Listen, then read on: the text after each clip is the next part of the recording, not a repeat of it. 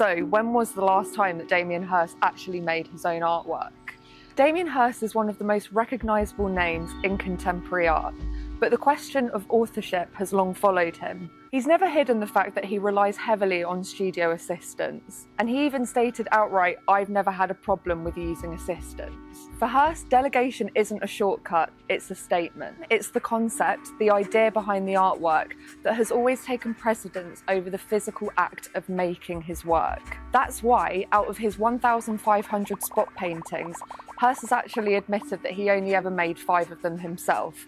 And in the artist's own works, that's because he simply couldn't be f***ing arsed doing it himself. This approach draws a direct line back to Warhol's factory, where studio assistants would make his silk screens. Warhol transformed the role of the artist into more of a director. Hirst continues that tradition, operating a studio with dozens of employees who execute his designs. In this way, they're more like an orchestra who are simply acting out the symphony of his own design. But this idea isn't new. Renaissance masters like Rubens and Raphael rarely painted every inch of the works they were commissioned to make. Workshops were the standard model, and assistants were trained to replicate the master style very precisely. Even Leonardo da Vinci was once the assistant to Verrocchio. It's simply how artists learnt their trade. The shift towards a more solitary style of artistic production only really gained traction in the 19th century, when the Impressionists saw that you could mimic personal character through brushstrokes and painting on plein air. What Hirst is doing is therefore maybe less of a break from tradition and more of a return to it. Still, it's his very reliance on his assistants that has fueled so much criticism in his practice. During the pandemic, Hirst laid off 63 of his studio assistants, despite receiving millions in government funding. His critics have also argued that outsourcing actually undermines the authenticity of his work.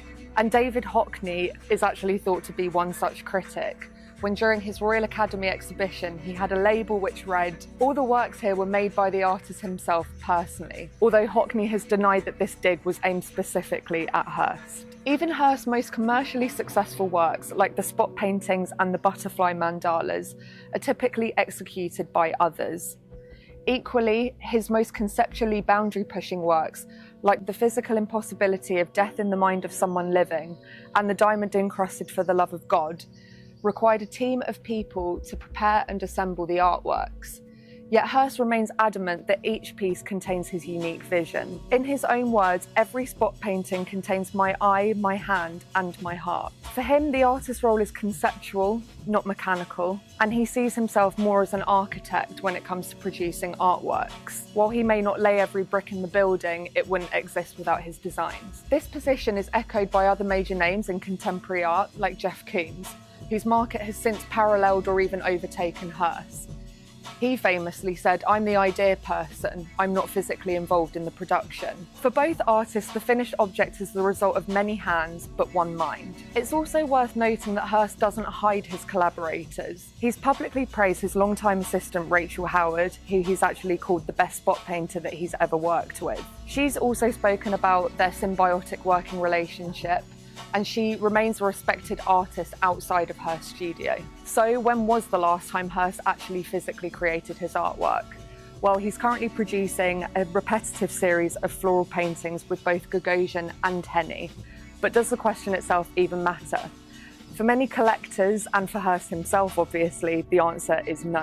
What matters is the idea and the provocation behind the works, rather than brushstrokes on a canvas or a hand to a piece of paper. Hirst's system is about much more than the skill of an artist. It's about belief systems, commodification, and mortality. The debate around authorship isn't new, but it is evolving. In an era where algorithms can generate art instantly and NFTs can be made without ever physically touching anything, Hirst's model, outsourcing to assistants, almost feels traditional. So whether you define him as a master artist, a conceptual provocateur, or simply a savvy businessman, there's no denying that Damien Hirst is redefining what it actually means to make art in the 21st century.